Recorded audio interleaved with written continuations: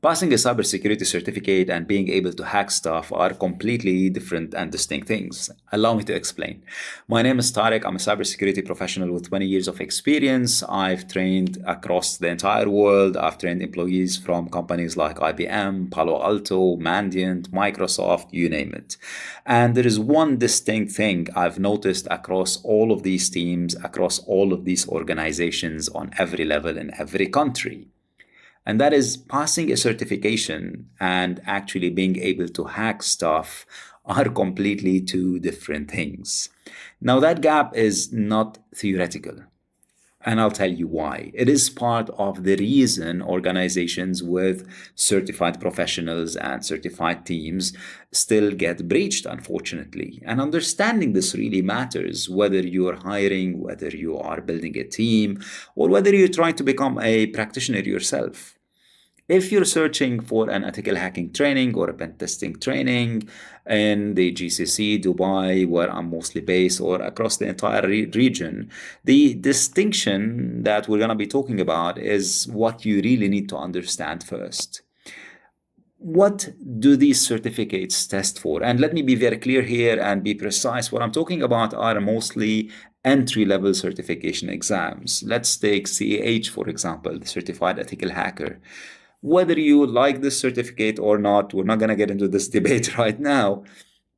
It is still one of the most widely recognized certifications and credentials in the industry.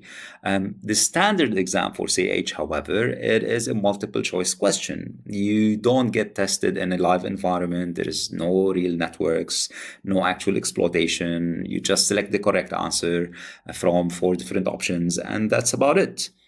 You might also argue that other certifications that are way more expensive, without naming names, follow a somehow similar pattern where you do a lot of multiple choice questions and maybe you do a couple practical exercises after you pay $8,000 or $9,000 for that certification.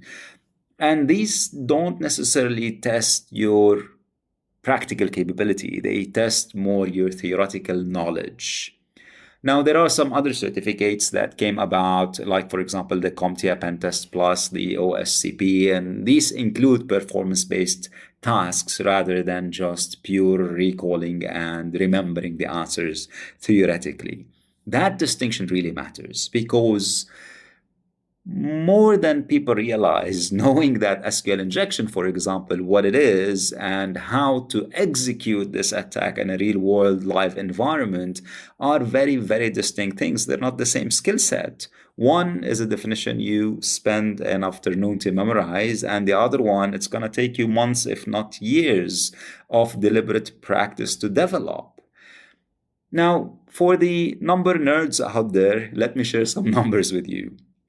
Fortinet's 2025 Cybersecurity Skill Gap report found that 89% of IT decision makers prefer to hire candidates with certifications. That is not news to anybody.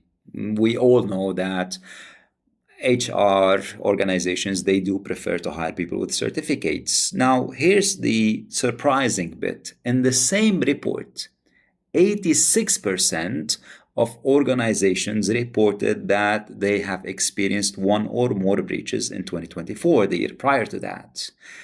Think of that a little bit. Let's listen to this again. 9 out of 10 companies are hiring certified professionals. Not surprising.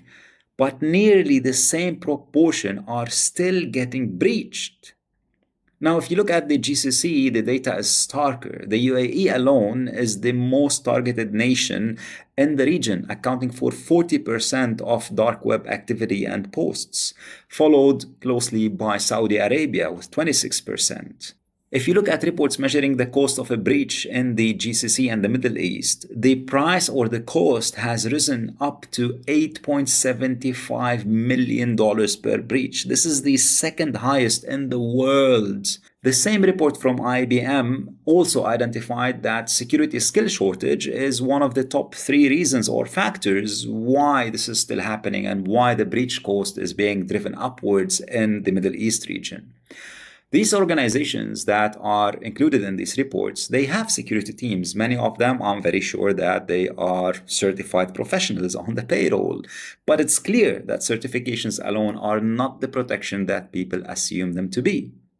So, what do I actually look for when I'm hiring for myself or for the companies that I consult for?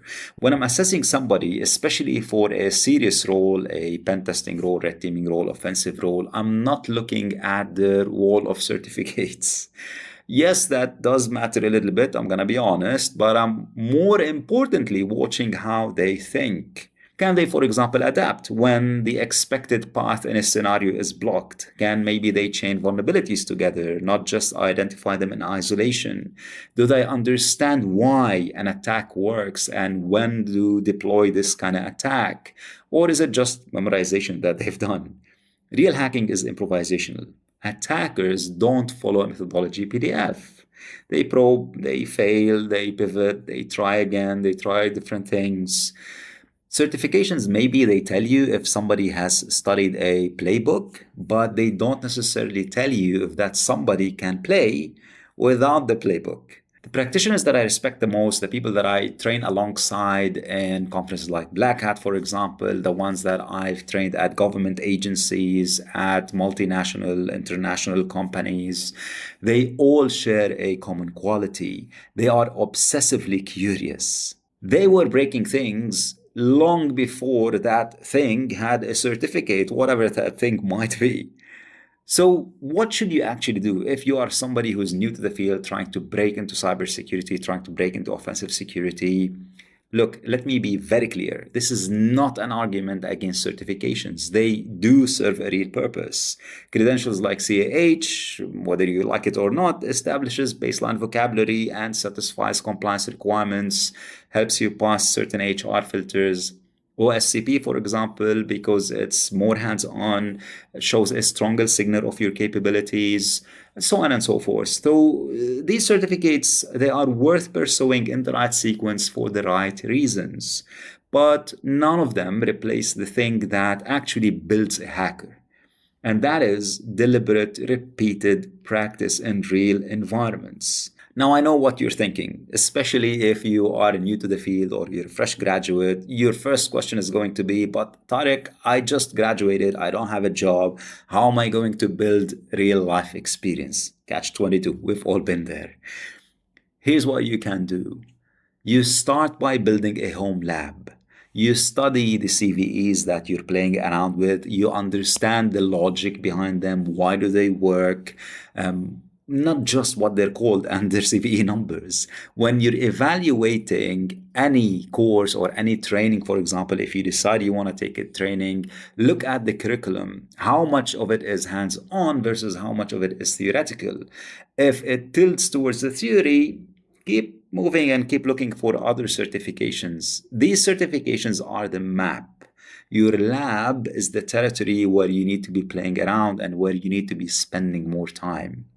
Now, if you're based in the GCC, you'll know that there is an undergoing rapid digitalization move that is happening across finance, energy, government, healthcare, so on and so forth. And universities are trying to catch up in UAE, in Saudi Arabia. They've expanded their curriculum to cybersecurity degrees. But there is a chief complaint that I still get from students almost always when I meet them in conferences, when I meet them in events. And that is that their universities often lag behind in real world needs, particularly in areas like cloud pen testing, API pen testing, threat hunting, red teaming. Many students still complain that their university curriculum is more heavily focused on theory. There isn't a lot of exposure to real world environments or labs or hands-on practical hacking training. Now, that gap depends on how you look at it, is both an opportunity and a risk, depending on which side of the table you are. The organizations building these capabilities and building these teams that they want genuinely strong security professionals understand the difference between credentials and capabilities. They treat certifications as a starting point, not as a finish line. And this is the message that I want you to take away from this video. The professionals who want to stand out in the field, and hopefully you're going to be one of them very soon in the future if you're still a fresh graduate, they treat these certificates as a starting point, not as a finish line. This is how you want to be approaching your career in cybersecurity. I hope this helps you get started. My name is Tarek. I'm a cybersecurity expert with 20 years of experience. I train at conferences like Black Hat, and I am a lead trainer at hackersacademy.com. And I will see you in another video soon.